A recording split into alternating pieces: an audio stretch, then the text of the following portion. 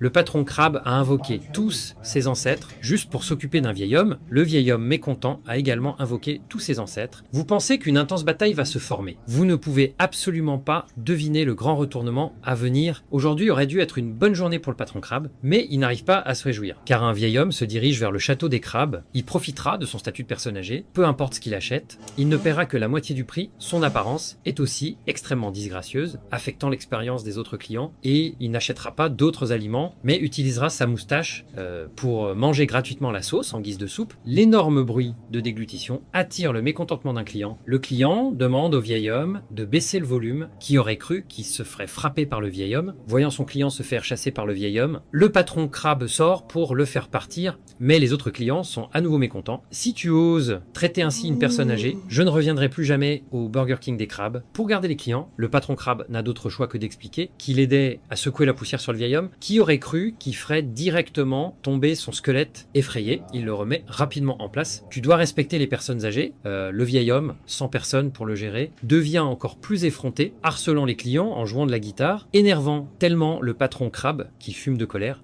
Il décide de prendre des mesures sévères. Il a fait venir son père, plus âgé que le vieil homme, ordonnant au vieil homme de partir immédiatement, mais le vieil homme ne se laisse pas faire non plus. Sortant son propre père, visiblement, il est bien plus âgé que le père du patron crabe. Vous pensez que le patron crabe n'a plus aucun recours. Il fait alors appel à son grand-père, le vieil homme n'accepte pas, et sort également son propre grand-père. En termes d'âge, le grand-père du patron crabe ne fait clairement pas le poids. Il fait alors appel à son arrière-grand-père, mais de l'autre côté, un autre est également invoqué. Le patron crabe refuse de perdre, mettant immédiatement en place une formation, invoquant l'âme de son arrière-grand-père décédé. De même, le vieil homme, qui ne veut pas perdre, écrit un charme. Son arrière-grand-père en sort en sautant. Le patron crabe fait alors rouler la boule de cristal, invoquant un ancêtre d'une génération encore plus ancienne, mais cette fois-ci, le vieil homme sort un coup fatal, récitant un sort transmis de génération en génération. Le livre s'illumine d'une lumière rouge tout autour. En atterrissant au sol, tous les ancêtres sont sortis. Le patron crabe, dans le cimetière familial, rassemble toutes les âmes des ancêtres dans un sac,